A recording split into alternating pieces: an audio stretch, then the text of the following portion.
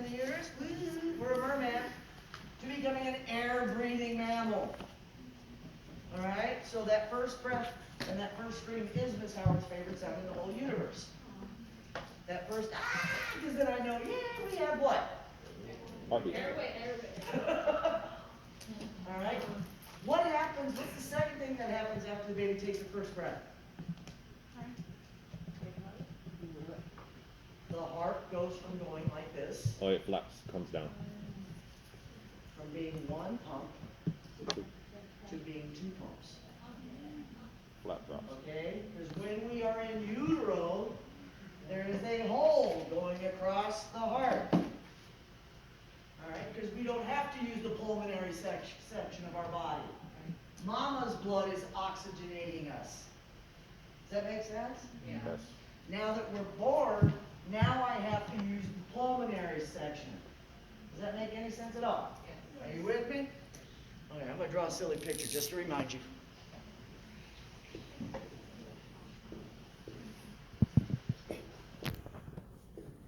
Just look related to cutting the umbilical cord.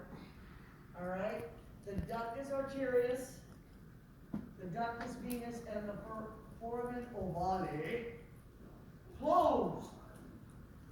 That's what closes off the heart and lets it become two pumps working in conjunction. All right. Apgar. Have you guys had your OB sim yet? Yes. How'd it go? Good. You learned a lot, didn't you? Yeah, I love that OB sim. Why do we do Apgar? Who invented it? Apgar? No, Apgar is what you're testing for. Appearance. Okay. Apgar was invented by a neonatal nurse, a smart one, who realized we weren't catching these babies having emergencies. Okay? When do we Apgar? 1 minute, 5 minutes, and if necessary, 10 minutes. Yes. The numbers need to be trending up. So 1 minute after birth, 5 minutes after birth. Most of the warmers in the baby mommy rooms have timers built on them. All you've got to do as soon as that cord's cut, push that timer.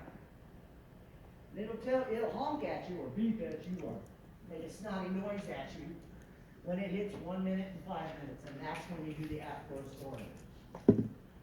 Okay? So we're looking for good numbers. All right? Blessings.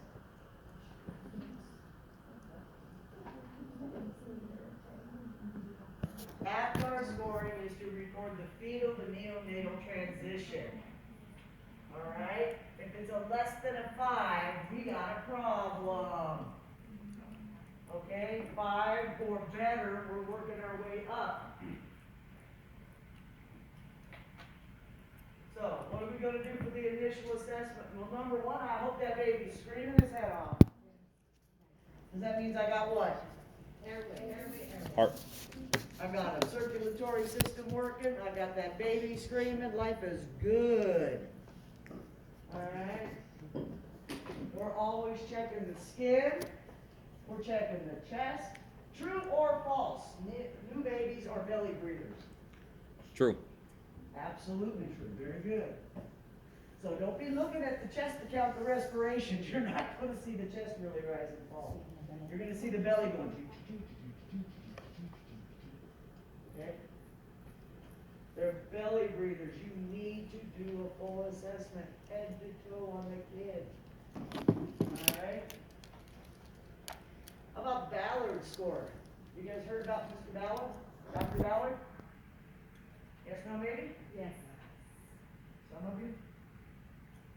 Alright, this is the rating scale to see how far that baby has developed. Alright? The totals are given the maturity rate in weeks of gestation, so a 35 indicates 38 weeks of gestation. I'm not going to drill you more on that, but holy Jesus, look at that. If you want to be a neonatal nurse, that's a good bunch of stuff to learn. Alright? And again, we're doing head to toe. A dear friend of mine gave birth to her Beautiful dog. Right after Rowan was born, the doctor had big paws. He had big hands. He's got the baby and he's holding Rowan up to Tamara and showing her the baby. And what did Rowan do? Scared the shit out of Tamara. Tamara thought she was reaching for her. I'm like, no, honey, that's a reflex. Okay. So, appropriate for gestational age, weight between the 10th and 90th percentile. Small, less than 10%. Large, greater than the 90th. Alright? Terms you need to know. Term is between the beginning of week 37 and prior to the end of week 42. Whatever I'm going over, if you guys find that on your cheat sheet, I would be underlining it, or I would be highlighting it. On that handout I gave you. Post-term. Birth after 42 weeks. That biscuit's been in the oven an awful long time. What do post-term babies be at risk for? Swallowing the nectar. Meconium aspiration, good. What else? Huh? Respiratory distress because they inhaled that meconium. What else are they at risk for? Hypoglycemia, very good. What else are they at risk for? Huh? Placental abruption. Placenta problems. Remember, when a woman is pregnant, because boys don't do this yet, when a woman is pregnant, they make a time-limited organ. It's called the placenta. Alright? If that biscuit stays in the oven too long, that placenta starts to die. And it can infarct, just like your heart muscles. It can have clots. So that baby is at risk for low oxygenation as well.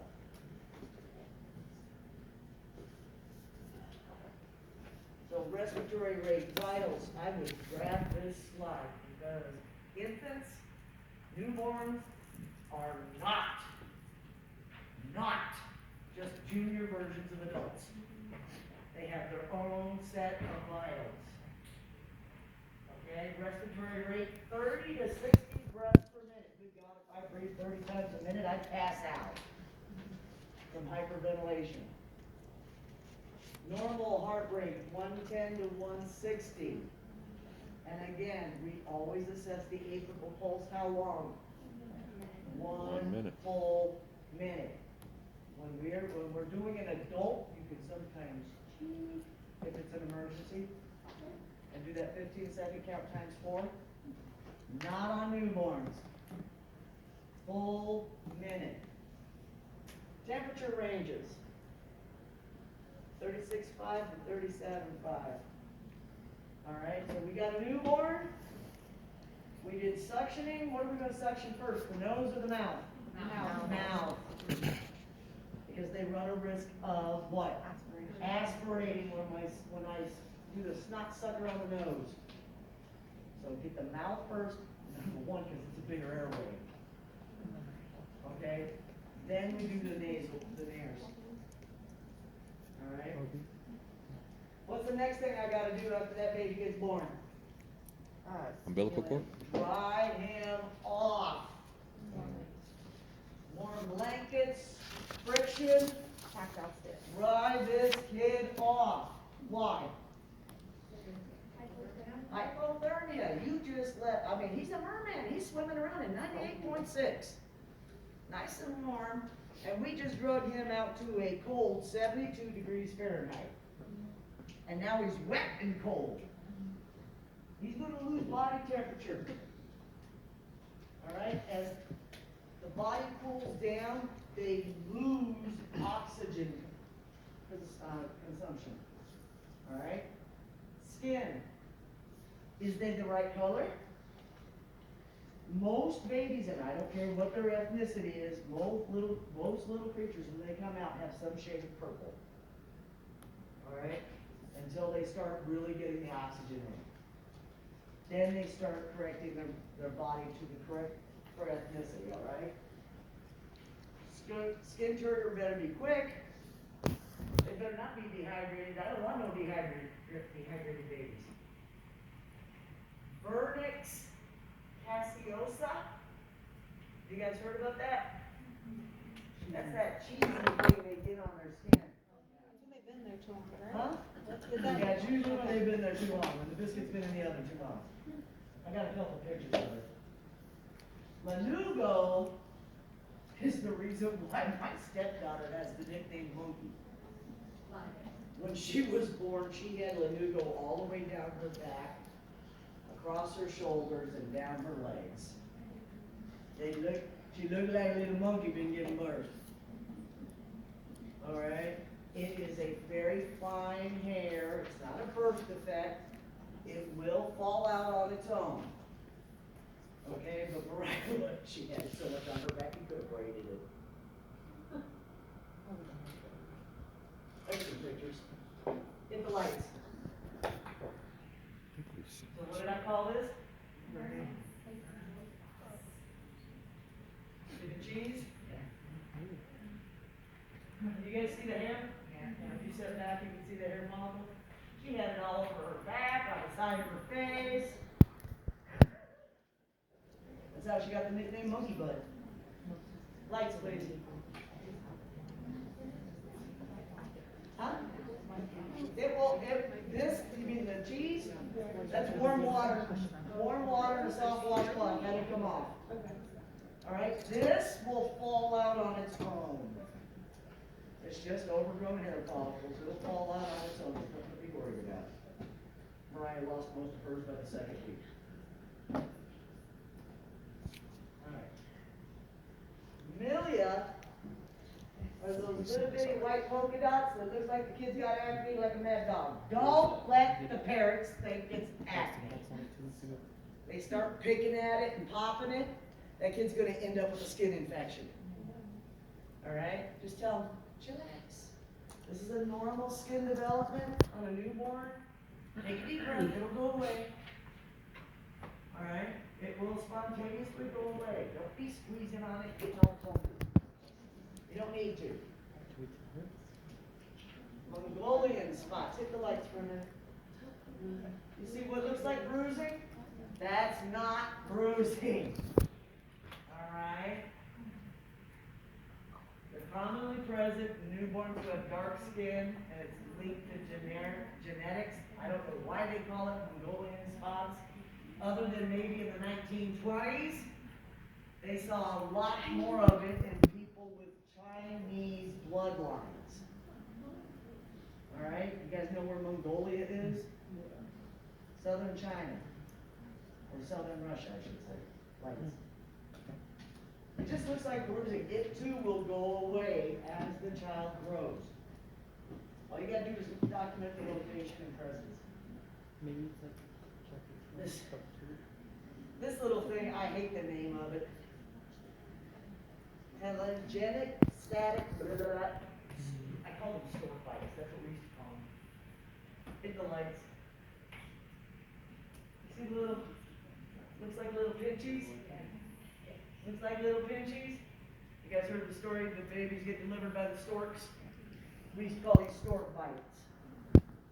Alright? It's normal. Alright? They will usually fade within the second year of the child's life. year? Huh? I said year? Ear. Nevus flammeus is an angioma below the surface of the skin. Looks like a big old birthmark. That one doesn't go away, right? Nope. Neither does this one. Actually, no, wait a minute. This one will go away. Erythema toxicum will go away. But it looks like bruising. Alright? Usually happens in the first 3 weeks. Just because their skin is so sensitive? Yes. Exactly. When we go ahead and hit the legs. Do you guys remember where your fontanelles are? What's a fontanelle? It's a soft spot. Why do I have a soft spot in a newborn skull? So what? The sutures The sutures haven't come together. haven't come together. That can be. Yeah, remember your sutures, the bones of your skull? The sutures are where they meet, okay? They're not, the bone hasn't solidified, bone to bone. So during the birth, through the birth canal, okay, you're taking something this big and you're shoving it through a hole this big. Okay? The only way that's going to happen is the bones literally slide over each other. Okay? Now I'm trying to remember, I'm writing right here. One of the fontanelles is shaped like a pyramid. That's a triangle. The other fontanelle is shaped like a diamond. Okay, one's in the front, one's in the back, and I think I've got a slide that describes it. Bulging fontanelles are indicative of two things. Alright, bulging fontanelles. First thing I want you to know, bulging fontanelles is increased ICP. Alright, there's too much fluid in the brain. Sometimes we call that hydrocephalus. Alright, the anterior fontanelle, yeah, the anterior one is the diamond shape. Write that down, you're going to want to know it. The anterior one, that means the one in front. The anterior fontanelle is the diamond shape. I knew I had it on the slide. The posterior one is the triangle. Okay? And it is a normal occurrence when it overlaps during labor. You guys see it? The shapes? Here's the diamond, or the diamond, and then there's the triangle. And what's really cool about this is when we're checking mom, and I'm trying to figure out what position baby's in, if I'm up in all her stuff, and I'm palpating the top of the kid's head, if I feel the diamond, then I know the baby is face down and on his way out. What's really funny is when you go like this and you get this. Makes you jump right out of your skin. I saw this thing the other day, and it was like, nothing to wake you up better than morning coffee than a fetus hand grabbing you in the cervix or something. Dude! I've never had him grab my hand. I have had him suck on my finger. Jump about 8 feet. Alright, some of the other things that can happen during labor is a soft edematous mass called caput saccadius. This is why she gives it to me. She knows I can't pronounce it. Caput saccadium. Alright, it's a swelling. This will usually go away on its own. Last time I saw one of these, you see how they got that little extra edema on the side, outside of the bone? That was a forceps delivery. Literally, they used to have these big old nasty, looks like giant pliers or salad tongs. And they'd go in there and grab the kid and pull him out. Thank God we don't do those anymore. Here's another one. This is a really bad one. A cephalohematoma. That's the blood. Instead of just fluid, that's blood encapsulating outside of the skull, okay, but under the skin. Again, this is a vacuum-assisted delivery. I know this. Gentlemen, please ignore me. All right? Guys, these right here are going to tell you what's happening in here. All right?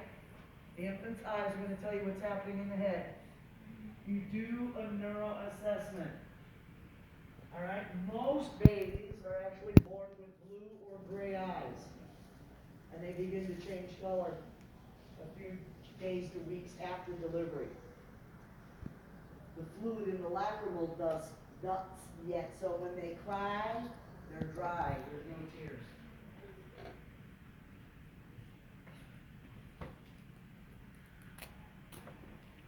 You might see a subjunctional hemorrhage. Looks like the kid got, see the little bleeding spots?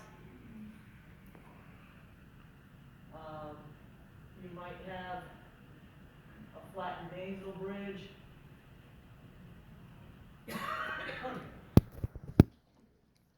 Ears, you need to draw an imaginary line through the inner to the outer campus of the newborn's eye. The cartilage should be well formed. If it is tagged down, you need to make note of it. Okay? Newborns, even newborns will respond to sound. Okay? If you're talking to the baby and the kid's not tracking with their eyes, make a sudden noise and see if you get a startle reflex. Okay?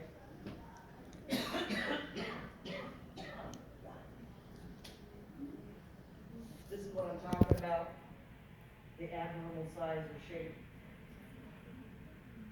See how it's tagged down versus up?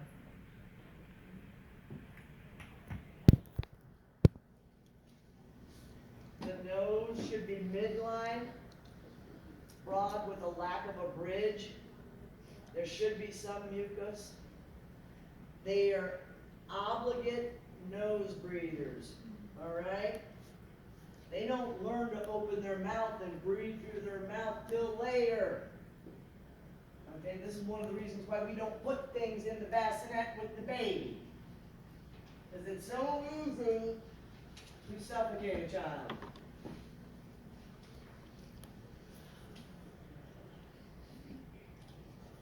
Now, we're looking for the palate closure and the strength on the sucking.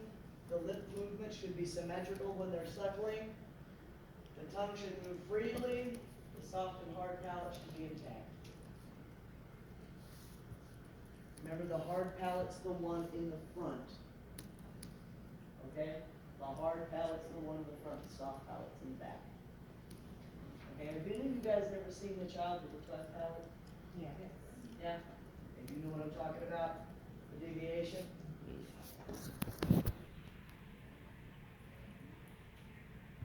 Neck needs to be happy, chubby, and thick.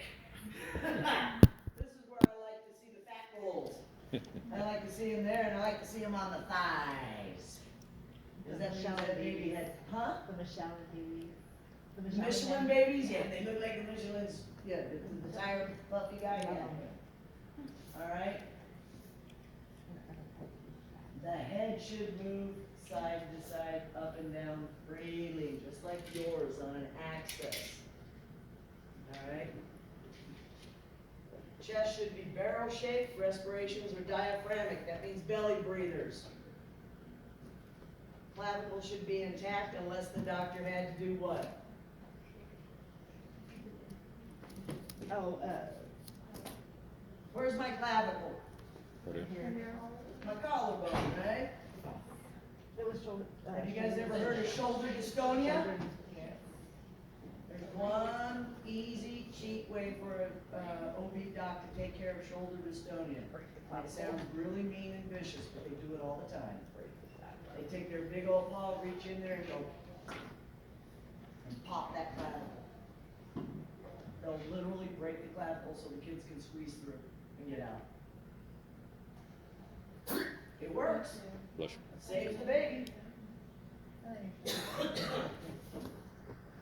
Umbilical cord should be odorless.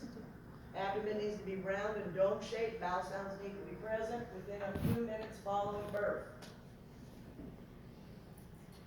Anal genital. The anus. Oh, hello. You are ringing in. That's very neat. You just by membrane. That does happen. All right. So you gotta count the holes. All right. The meconium needs to be passed within 24 to 48 hours after birth. The meconium stool stinks. That's normal. Alright? It's green or black and tarry and stinks to high heaven. That is normal. Please don't. Oh my God, he's got a GI bleed. No, he doesn't, babe. He's passing the meconium that he aspirated or he swallowed his own poop. It's just being digested a second time. Somebody would have told me that before I came my first week's cycle. Things I always check for is hip dislocation. Alright? You grab the ankle, you grab the knee, and you try a simple range of motion on both hips. Make sure it has full range of motion and you don't hear any clicking. Alright? Spine should be beautifully curved like a C.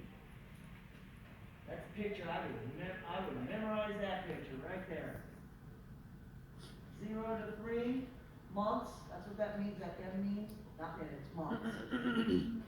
Okay. See that perfect C? That's what their spine looks like. What, honey? Lessons you need to know. All 4 of these. All right. Sucking and rooting. The easiest way to get that baby to pay attention to that nipple is take some of the breast milk, put it on the nipple. That kid's going to smell it and want it. All right? It is a reflex. It is their spinal cord telling them to do this. All right? The polar reflex, this is the one that always cracks me up. Everybody's like, oh, they're grabbing my hand. No, baby, that's a reflex. Okay? If you're, okay, totally off topic, going back to adults, remember we talked about head trauma? When you stick your finger into a head trauma's patient and they go like this, and they grip it, that's a reflex. If you want to know if they're following commands, ask them to open their hand. That's following commands. Like I told Ryan, show me thumbs up. Okay?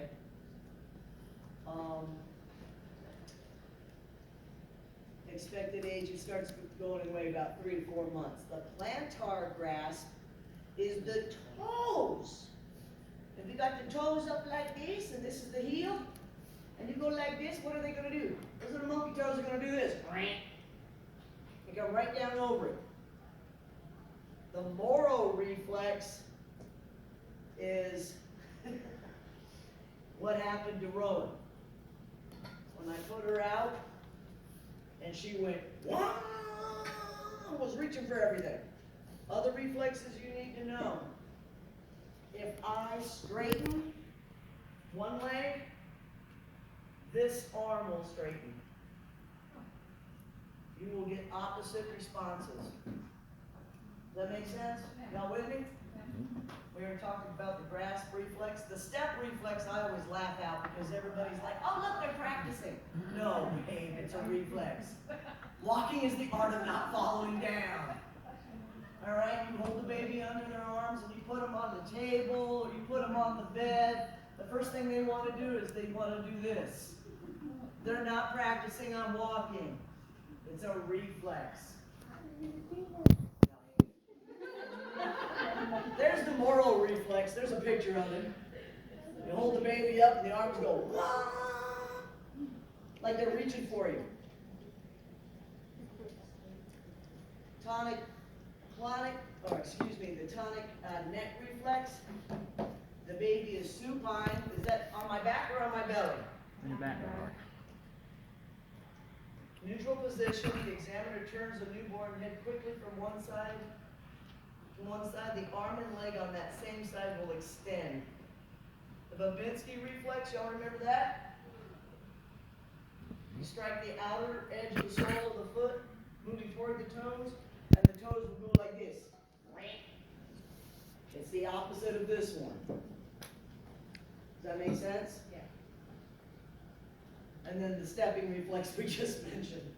Anytime that baby's feet touch a flat surface, they're going to respond with walking. Vision, hearing, and touch, taste, smell, habitation, blah, blah, blah, blah, blah. Physiological responses to pain. True or false? A newborn can feel pain. Absolutely true. Absolutely true. Okay?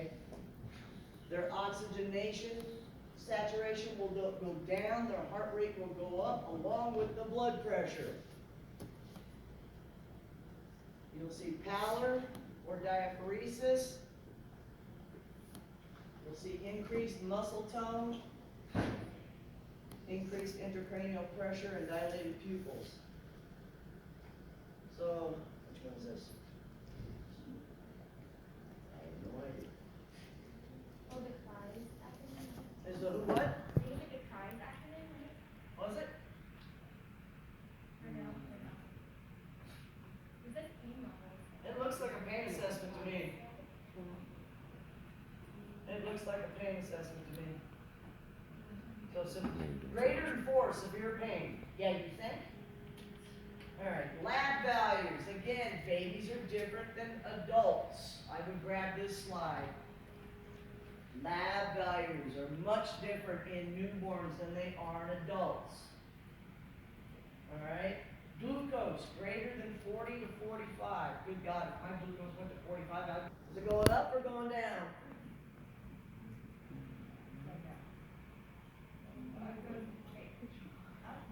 It goes up and then down. Catch that. Bilirubin initially will go up and then comes down.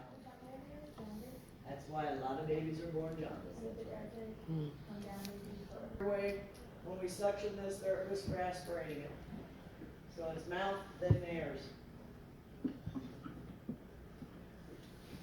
Hypothermia. Yes? No maybe? We already talked about that. You better dry that baby off and do skin to skin. Some of you guys worked in my OB when I taught the sim for this group. I told the story about my family that I know out in Edgewood. When Teresa had baby number 2, when Thomas was born, he decided to show up breech, so it had to be an emergency C-section. So they do the little bikini cut, they take all your innards and put it up on your chest, and poor Preston, he saw more of his wife than he ever wanted to.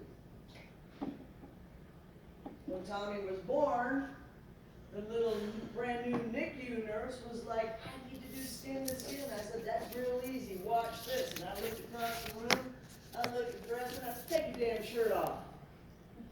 You like the smart man he is? He said, yes ma'am. Whoop, there went the t-shirt. Glucose, we screen the babies. What kind of screenings do we do?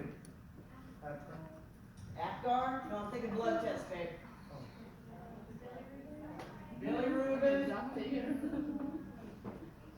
PKU. Grab it, learn it, love it, keep it in your head.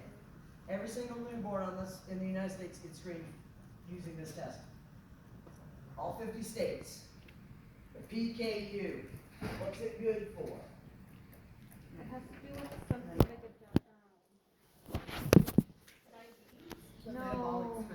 metabolism of It's a something. defect in the protein metabolism in which an accumulation of amino acids results in mental difficulties.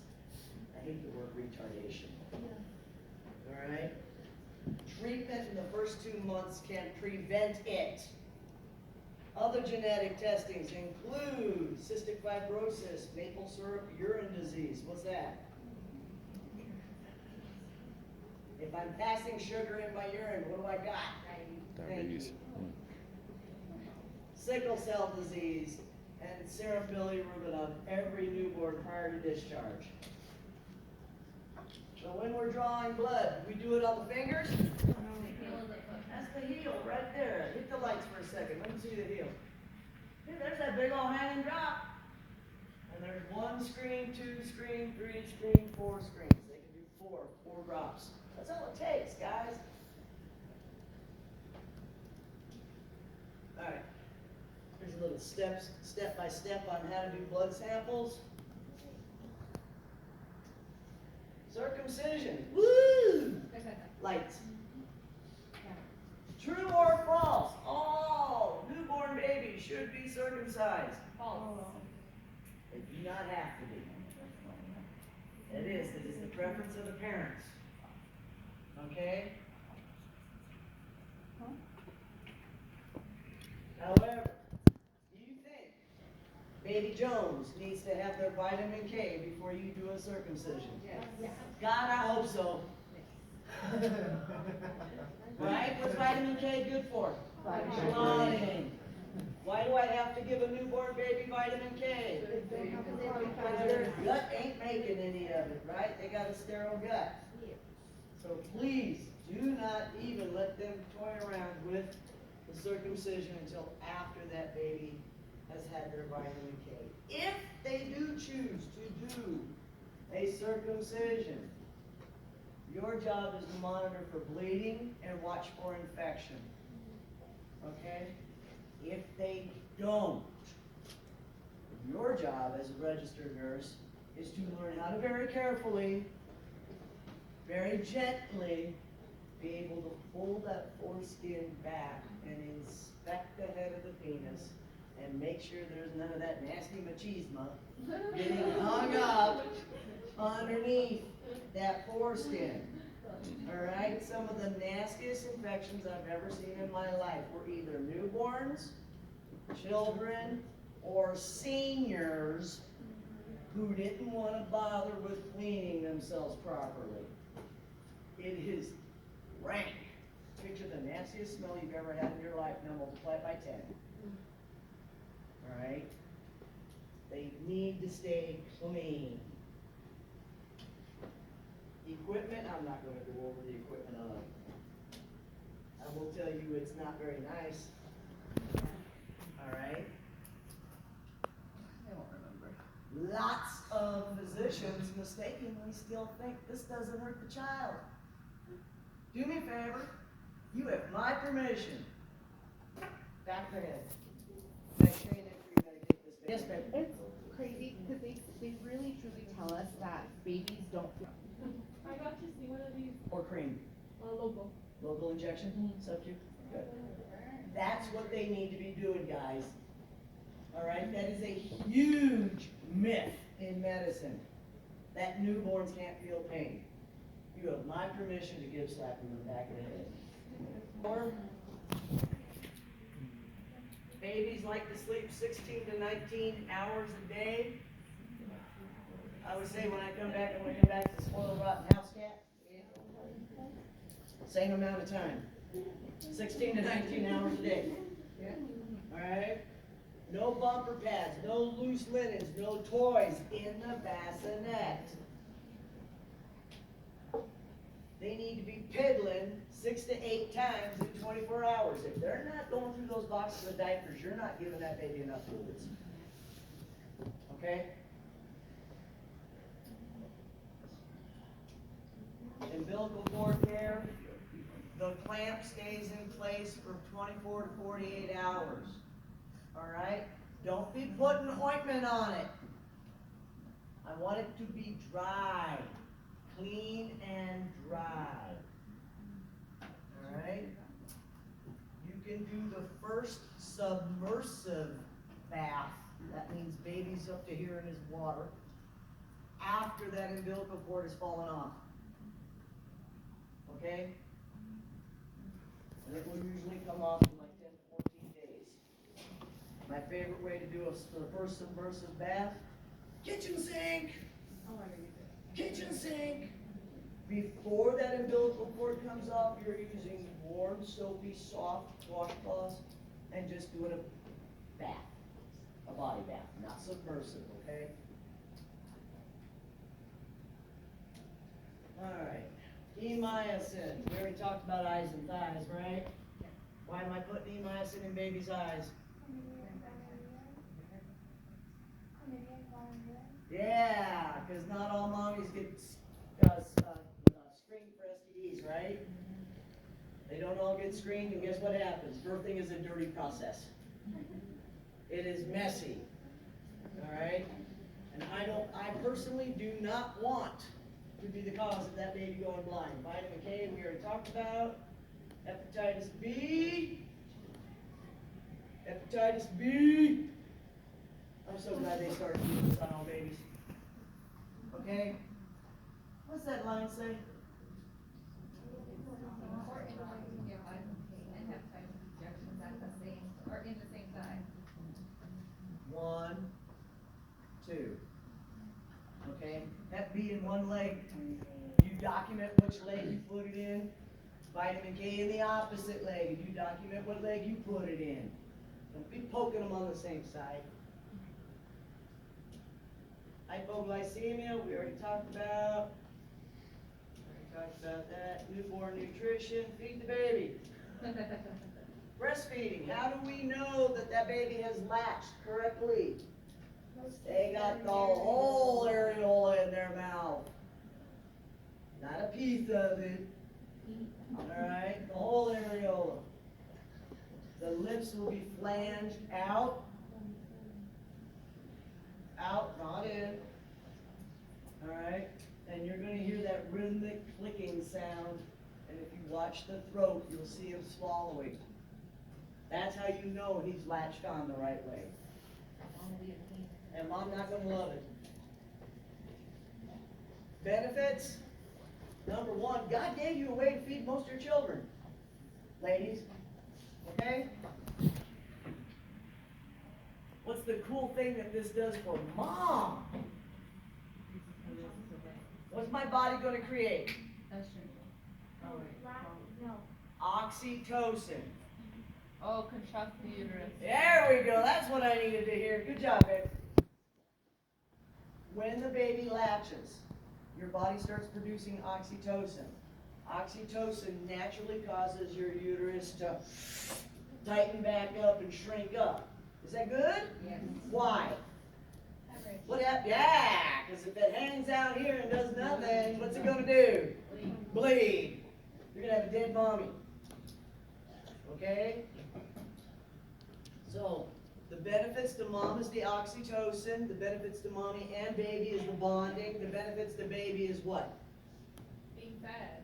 Besides being fed. Vitamin. The first milk. What do we call the first milk? Colostrum. What's in the first milk? Antibodies. Antibodies. That's what I wanted to hear. Antibodies. Alright? The IgA antibodies.